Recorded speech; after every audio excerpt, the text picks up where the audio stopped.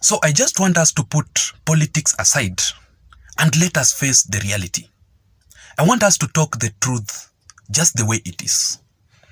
Honestly speaking, ladies and gentlemen, according to my personal view, according to my personal consideration is that in the Kenya Kwanza alliance, there are some protruding behaviors which is actually causing some political division in the Kenya Kwanza alliance leadership among two tribes or two communities, the Kikuyus and the Kalenjins. And if William Ruto, the president, is not very much careful about this issue so that he can solve this issue early enough, it may end up causing huge problems in his administration. Because this is how it all starts. It can end up to be like the case of the previous Jubilee administration. You know, in the previous Jubilee administration, there were these political divisions. But Uhuru Kenyatta, who was the president of the Republic of Kenya, and also the party leader of the Jubilee party, was not, did not care about the issues, and they did not solve those issues. That is why, or that was the beginning of the fall of the Jubilee party up to date. But the truth of the matter is that these two communities, these two tribes, the Kikuyus and the Kalenjins, were the ones which made William Ruto to become the president of the Republic of Kenya. Without the Kikuyu community, William Ruto would not have become the president. Without the Kalenjins, William Ruto would not have become the president, because these were the main voting bloc or the main strongholds of Dr. William Ruto, Rift Valley and the Central region. And it played a huge role in William Ruto's presidency. That is why when William Ruto became the president of the Republic of Kenya, and he was making some political leadership appointments there, including the CS and the PS there, William Ruto tried so much to appoint, the majority of the Kikuyus and the Kalenjins for him to balance the situation. And you can agree with me that even when he appointed the principal secretaries, the majority of the principal secretaries who were appointed were the Kalenjins first, who are leading with a total of 14 Kalenjins, followed by Kikuyus, who are a total of 13 Kikuyus there in the principal secretary. And the main reasons as to why William Ruto was doing this was because he wanted to balance the situation in his rewarding system, so that to prevent to prevent all these manner of divisions, political divisions there. And in his part, I can agree with Dr. William Ruto that he has played his role very well. But the main question here is, ladies and gentlemen, what is the main cause, or what is causing all this political division? Yet William Ruto is playing his part very well as the political leader of the Kenya Kwanza Alliance. So even before we go into further details of this video, I just want you to listen to the governor of Nyeri County, who was talking about this issue, the governor of Nyeri County by the name Mutahi Kahiga. I want you to listen very careful to his speech. Then we analyze that speech. Bas, kuna jambo nyingine ambalo ningetaka niseme, jambo ambalo linahusu siasa za kitaifa. Jana tuliweza kuangalia kwa undani kabisa, tukaona mambo yaliyokuwa katika bunge wakati kulikuwa na uchaguzi wa bunge ambao wangetakana kwenda East African Legislative Assembly. Na tuliona mambo, na tungetaka tuseme sasa kwamba hii safari tutaandamana tukiwa pamoja, au tunaweza pia kusema kama hatutakikani twende pamoja. Sisi hatujaolewa na mtu yeyote ambaye akafikiria ati kuna wakati anaweza kuamua siku moja atatupeleka hivi, kesho atatufanya hivi. Sisi tulitazama jana na tukaona kwamba kuna watu ambao wanajaribu kuleta ukora katika siasa. Mambo ambao tunafanya tukiwa kitu kimoja, tumekubaliana, lakini jana tuliona kuna watu wanatuletea mchezo, na ndipo tunawaambia hiyo ndio sababu tulimchagua Kanini Kega. Sisi watu wa UPA na tutaendelea kuwachagua watoto wetu kama tunaletewa mchezo kama huo. Tungetaka tuseme bado ni mapema katika hii harusi, lakini dalili ya mvua ni mawingu.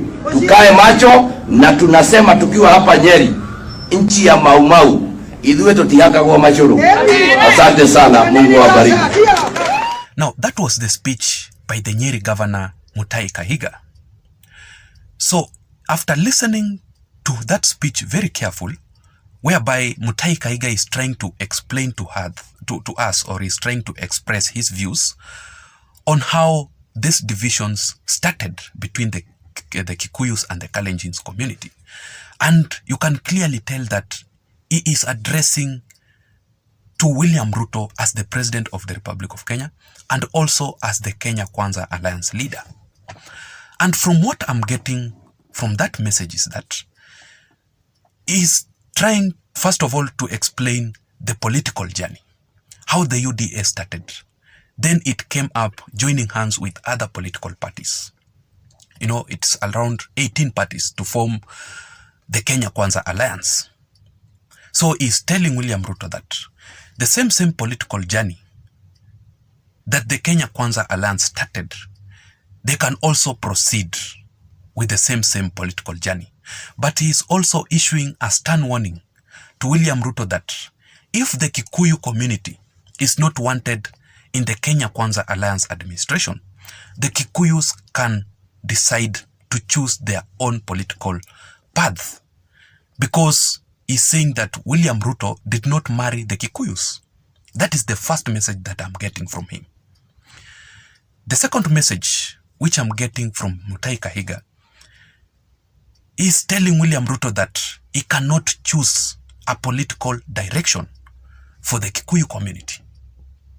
The Kikuyu community will have their own political direction, which they want to follow. That is the second message which I'm getting from him. And the third message that Mutahi Kahiga is talking about is he is accusing the Kenya Kwanza Alliance of some leaders becoming political conmen. That they decide as Kenya Kwanza Alliance on a certain decision, but when it comes to reality, to delivery, you know, these leaders, you know, they decide to choose another political direction.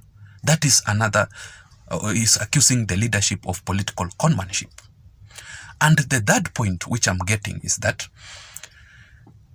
or the fourth point is that, he's trying to tell William Ruto that from now on and going forward, the Kikuyu community will be very much alert, or very much alert in the Kenya Kwanza administration, because of these issues which are happening. That is what I'm getting from Mutahi Kahiga. And finally, he's saying that the reasons as to why they decided, you know, the Kikuyu communities decided to appoint or to nominate or to elect Kanini Kega is because he is the son of Mau Mau. He is the son of the Kikuyu community. That is the reason as to why the Kenya Kwanza leaders decided to choose to appoint Kanini Kega in the East African Legislative Assembly, because despite the fact that Kanini Kega is in the Kenya in the Azimio la Umoja Alliance. So those are the kind of messages which I'm getting from Mutahi Kahiga. That explains deeply that there are some issues going around in the Kenya Kwanza Alliance. As the President of the Republic of Kenya and also as the Kenya Kwanza Alliance leader, what must William Ruto do to solve all these problems, all these issues early enough before they erupt to become a huge problem in his administration? Before we go into deeper details of this video, if you happen to be watching or to be in this channel for the first time, please support this YouTube channel by subscribing to my YouTube channel. Please give this video a like so that YouTube can recommend my channel to reach out to other people. And to my subscribers, to my loyal viewers, I want to take this opportunity also to thank you guys for being there for me, for always watching my videos. Thank you so much. You can also press that notification bell so that each and every time I upload a video on this platform, YouTube will automatically notify you on the notification if you press that notification bell. So thank you so much as you subscribe. Thank you so much, guys. What I would advise the President of the Republic of Kenya is that the first thing that he must do is to become neutral at all costs. He must not be partisan to support one community and the other community, leave out the other community. That's just the way he has been doing. By the way, he has been very neutral, and congratulations to him.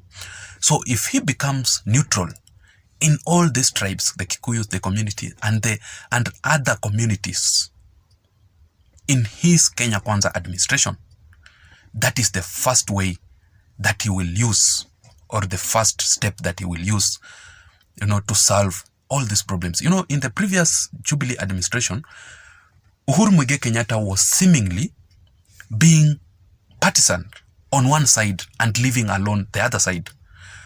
When William Ruto allies were complaining, Uhuru Kenyatta did not consider them in his administration. That was the fall of the Jubilee administration, just as I had said it earlier. So that is the first point. The second point is that he must call for an urgent or an emergency meeting. In that meeting, William Ruto, of course, will address several issues.